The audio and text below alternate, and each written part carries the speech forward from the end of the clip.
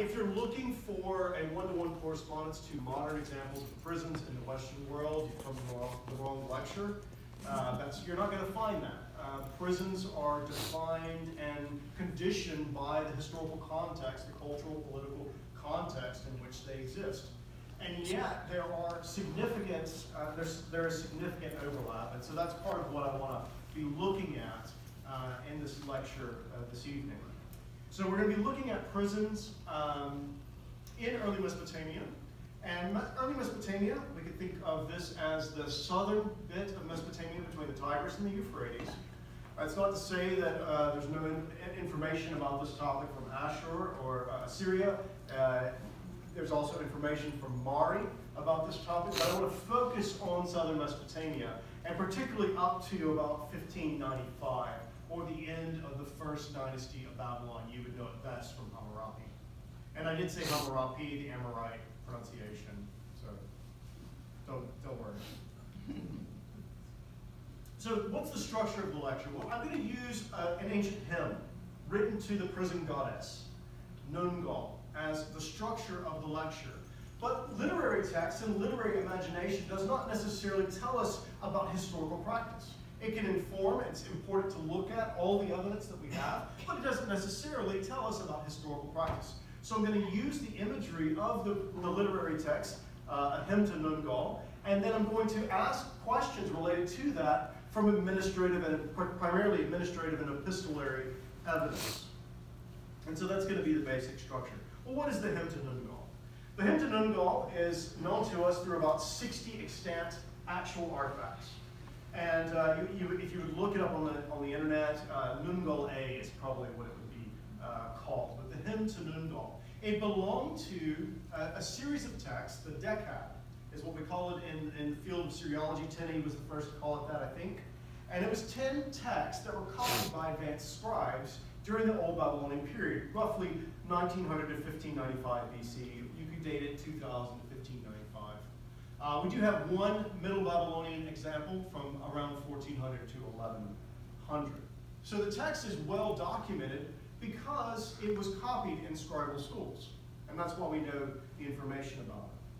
Well, without further ado, because I know you're all just longing to hear what Nungal has to say, I'm going to read some of this. I've cut some of it out just to not have too much text up there. I know this is not what you're supposed to do. But part of what I love is the actual ancient text. And I want to get as much of that in front of you as possible. House, furious storm of heaven and earth, battering its enemies, prison, jail of the gods, august neck stock of heaven and earth. Its awesomeness is frightening. House, a pitfall waiting for the evil one. It makes the wicked tremble. House, a net whose fine meshes are skillfully woven, which gathers up people as its booty. House, which keeps an eye on the just and on evildoers. No one wicked can escape from its grasp. House, river of the ordeal, which leaves the just ones alive and chooses the evil ones. Big house, prison, house of capital offenses. That terminology there is disputed. If you read Seville, he would argue that it's a capital punishment. Adinger, great scholar as well, would argue that that's not secure. We'll leave it here for this purpose. Which imposes punishment. House which chooses the righteous and the wicked. On has made its name great. So Nungal is introduced to us as a terrifying place, or the house of Nungal is terrifying. Now this is not Nungal. I'm not aware of any imagery of Nungal. If you have some, please let me know. I would love to have it. This is actually Ningirsu. But I chose this because of the net. The net is a common imagery. This is from the Stela of Vultures, famous because of all the vultures, no doubt related to the dead bodies. These are people captured up into the net. And fishing metaphors, nets and things like that, are all very common judgment metaphors in the ancient Near East and actually carry over into the Hebrew Bible and may even inform fishers of men to some extent in the New Testament. And so we have here an imagery of the net. And Nungal is seen as a net that is all-encompassing, a net that is inescapable. And she will gather up anybody who is evil or wicked. And this terror of the prison, so you think of the introduction to the prison, it's meant to be a terrifying place, a place that strikes fear in your heart, no doubt related to wanting to stave off wickedness or illegal behavior in that context. Well, this terror, or the terror of the prison, can be connected to related imagery. First on the slide, there is the big house. It's a Proverbs 6:3, not Proverbs, but a proverb from Mesopotamia. The big house is a forest, the king a lion, Nungal a net thrown over man. And you also have there is a seal dealing with Gilgamesh and Humbaba. The earlier Bilgamesh and Huwawa is important for us to consider. But perhaps these terrifying notions about being in the presence of Nungal can be understood in relation to the forest acting as a prison in other literary texts. The late William W. Hallow isolates instances where the Egal and Egula, literally big house, works perfectly, right? The prison, the big house, denote places of detention. These terms more commonly mean, for big house, big house, and by extension refer to palaces or temples. But the Egula, or the big house in Nungal, is associated with a prison. We just read it, the big house. And so Hallow used this change, or this semantic range expansion of meaning, to reinterpret some of the earlier texts about the big house in the context, texts that appear in legal context. So the imagery of the big house in relation to prisoners also carries over into other literary texts. The meaning Egal associated with prison or jail occurs in Proverbs 6:3 on the slide there. The big house is a forest, the king a lion, Nungal a net thrown over man.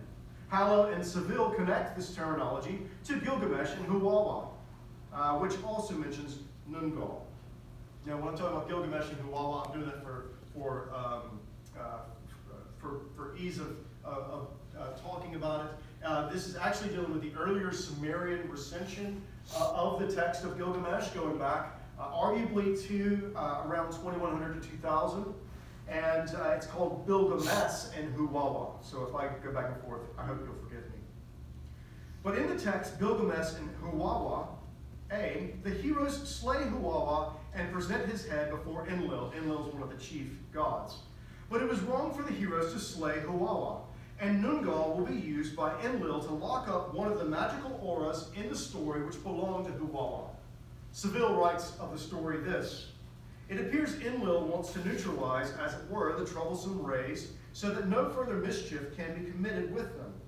The first three are dispersed all over the landscape: fields, rivers, and canals, and marshes. One must conclude that the rest, except the seventh, are locked up in jail. The forest, the lion, and the big house are all metaphorical allusion to imprisonment. The relationship between jail and forest is unclear, but textually assured." You remember in the text that Enkidu and Gilgamesh go and battle Huwawa in the Lebanon forest, and they kill him there, and this was actually something that was wrong for them to do. But based on the proverb that we've mentioned and the text, the prison served as a canopy like a forest. The king is the lion within that canopy, and the prison goddess is like a net that captures. Perhaps the later recension of Gilgamesh and a later incantation can provide some clues about how this literary relationship exists between the forest and the jail. In the later version of Gilgamesh, there's been a recent tablet that's been found that deals with the actual slaying of Humbaba. And what becomes clear is that the forest has this cacophony of animals singing out as they approach. And Gilgamesh says to Enkidu, Gilgamesh opened his mouth to speak, saying to Enkidu, "Why, my friend, are we trembling like weaklings, we who came across all the mountains?" Huwawa is normally seen as the monster within the forest. But with this later text, or this more recent text, in the standard version, this more recently found text indicates that it's actually Humbaba is king, and the forest is his court. And so as they're entering into this court, all of the animals are singing out and praising. And part of what they do is they fell the forest. They cut down the trees. And this is part of the reason why it was bad. It's actually an early sort of expression of ecological concern and environmental concern. And that's what's fascinating, part of what's fascinating about this text. But as they approach then the court of the king Humbaba, our heroes, Gilgamesh and Enkidu, are terrified. Now this terror of the prison and also the terror of approaching the king's court maybe can be elaborated on or enlightened a little bit for us when we consider too this ancient, this incantation, which is admittedly much later than the Nungal text that we're looking at. The incantation says this: the palace whose tasks are harsh, arduous to the point of being unbearable, and whose punishment is severe labor for it is fraught with protest. And then some key terminology. Behind its door, so you think of entering into the palace, behind its door, terror reigns. Its resident is a merciless lion. So the similar imagery of the king being a lion. He who enters its interior will pray to Shamash, the god of justice. And then you're to wash your hands with straw, recite the spell 3 times, and then enter into the palace. So this is an incantation to deal with the fear of approaching the king in his palace. A primary function of the king in ancient Mesopotamia was justice, to execute justice. And the awe of the king and Nungal was intended to strike terror into the hearts of potential offenders. The editors of this text write this: the goddess Nungal of Old Babylonian depiction has been said to epitomize the deeply fixed fear of the government and the long arm of the law. So the forest served as apt imagery for the prison and its ability to cover over a person together with its many attendant dangers. Well, what about the context of imprisonment in documents of practice? That's so far literary imagery about the terror entering into the presence of the king, entering into the presence of Nungal, who represents the arm or the strength of the king to execute justice in many ways. What about the documents of practice? Well, we know that from in the ancient Near East, buildings were multifunctional. It's very unlikely that you're going to one day discover a prison and know it's a prison, and it was just a sort of prison in ancient Mesopotamia. I don't know how you would do that, maybe find someone change the wall, but even still, that would not necessarily indicate that someone that was a prison. Maybe there'll be a placard or something like that, Nungal's house, and they'll find someone chained, possibly. But what we do know is that that space was multifunctional, and we have imprisonment occurring in numerous different contexts. Imprisonment broadly considered. We have it in temples, palaces, households. There was a boat of prisoners in the Earth-3 period, so 2100 to 2000, that would ferry around the prisoners to go on various work projects.